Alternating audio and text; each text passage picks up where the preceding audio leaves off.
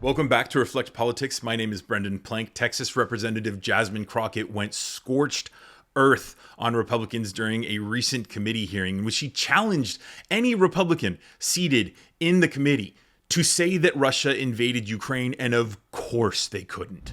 Thank you so much, Mr. Chair. It's so interesting to me that we all swear an oath to the Constitution, and we say that we take that oath seriously, but when it comes into actually doing something that looks like preserving that oath or looks like preserving the Constitution, we get a little wobbly, and I'm not really understanding what's going on.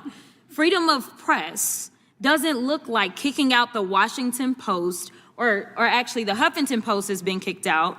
We know that the Associated Press has been kicked out, and now the Washington Post is not going to allow for op-eds in any way if for some reason they criticize the sitting president of the United States. What this is starting to feel like is a smaller version of Russia. And I am trying to tell you that we are nothing like Russia. We are not supposed to be like Russia, but that is what we've got going on. And I'm sorry, I know that some of my colleagues still struggle with answering the question of who won the election in 2020. And you may have felt a way when you had social media checking people and saying, no, Trump did not win the election in 2020. That is absolutely factual. And unfortunately, because some people got all riled up because they believed the lies, they ended up getting locked up because they decided that they were going to believe the lies. They ended up at the Capitol on January 6th, and they were trying to tear this thing apart because they felt like their country was falling apart in front of their eyes because for whatever reason, there were people in power that were peddling a lie about the election. We also know, and some of y'all may still say that COVID was a hoax. COVID wasn't a hoax. Tell that to the over 1 million people that died under Donald Trump's first watch. It wasn't a hoax. So no, I do believe that it was okay. In fact, I do believe that it was ethically right for social media to check people because you had people that didn't know anything about science and decided that they were going to put out whatever lies or propaganda or conspiracy theories they wanted to, and people died. At some point in time, we have to evaluate what is factual, and I know that facts hurt y'all, and I just wish we could get on the same page, but we do know during the presidential election that the president would not go and participate in anything if fact-checking was going to be a part of it, because he didn't want to be fact-checked. We know that the vice president got upset in his vice presidential debate when he was fact-checked.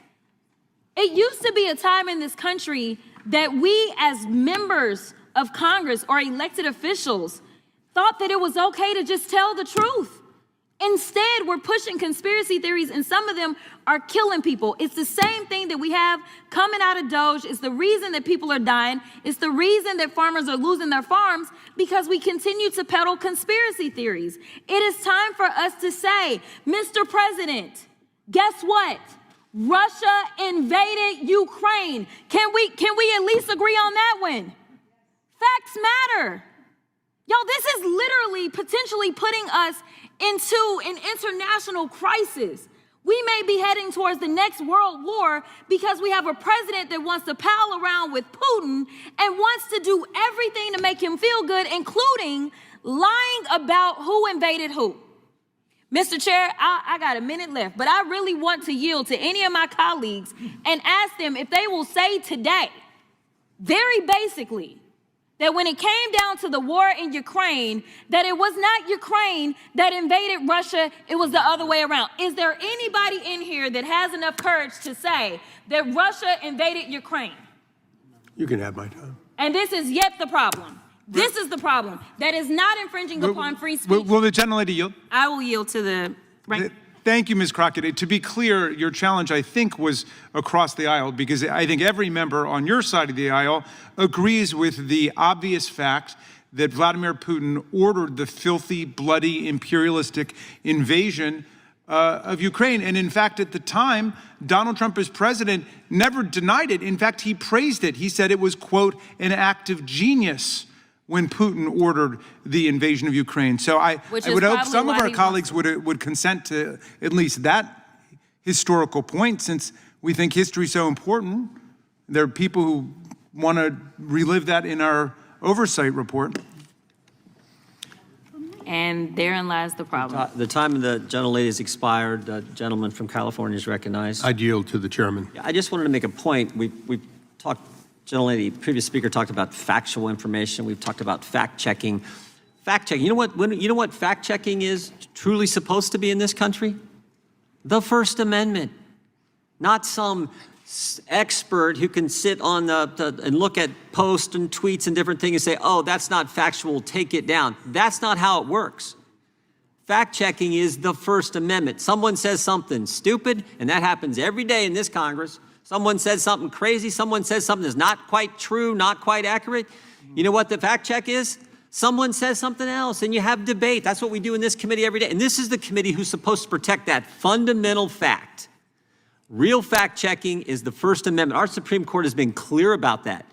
You don't like certain speech, the best speech for wrong speech is more speech. The best speech for false speech is true speech. That's how it works. You have a debate, and you trust we, the people, to figure it out, not some expert who's going to fact-check every tweet, every post, and we saw this in the Biden administration. We're seeing it in Europe now. We're seeing it in Brazil. That was the first bill we dealt with from the gentleman from California, his good legislation that we all agreed on. We're going to work on and put a good bill on the floor. So that's the key. That's what and we know it happened because, again, we had the guy who runs one of the biggest companies in the world, most successful tech companies in the world, tell us it happened. We had on the third day of the Biden administration an email from the White House to Twitter saying, take down this tweet ASAP. The government telling a business to take down a tweet, and the tweet, ironically, was from RFK Jr., who was going to be running for president against the guy in the White House. So he was saying, take down the speech of my opponent. Now, I left in those closing remarks by Jim Jordan because of how patronizing and condescending he is towards Jasmine Crockett. Jim Jordan, of course, there is totally wrong. I love how he starts by saying a lot of people in Congress say pretty dumb and misleading things, and then goes on to say stupid, factually incorrect things about the First Amendment. Like, Jim Jordan, do you not understand that there are limits to the First Amendment? You can't yell fire in a theater. You can't say bomb on an airplane. You shouldn't be able to tweet misinformation about COVID-19 while thousands of people a day are dying from it. Over 1 million people in the United States died from it. Jim Jordan, RFK Jr. should be able to say whatever he wants. No, dumbass, he shouldn't. And it's not like we went to RFK Jr.'s house and seized his computers and took away his Twitter account. No, we just had health officials reach out to Twitter and go, hey, this guy's got a sizable audience. He's spreading misinformation about COVID. It could get people killed. Like what we're seeing in Texas. 2 people have already died from a measles outbreak there because they're not getting their kids vaccinated, because they're listening to right-wing trolls like RFK Jr. But no, Jim Jordan.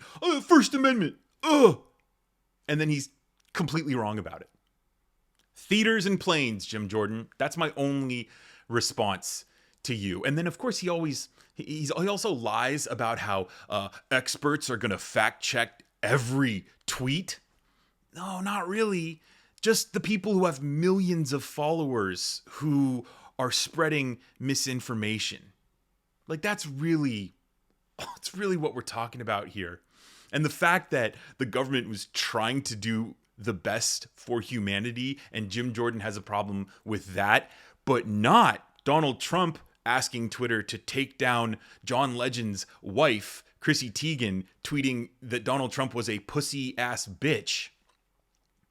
Right. Now, see, Jim Jordan just cares about the free speech of Republicans, of RFK Jr.'s. He doesn't give a damn about liberal activists like Chrissy Teigen. So let me know what your thoughts are on Jasmine Crockett here and on Jim Jordan's response, if you have any. Share your reflections down in the comments below, and be sure to subscribe to Reflect Politics here on YouTube so that you get my future videos delivered straight to you. Things are coming in hot and heavy all the time. Production is ramping up, so be sure to subscribe. And if you really want to help the channel, you can sign up to become a member where you'll get cool stuff like merchandise discounts.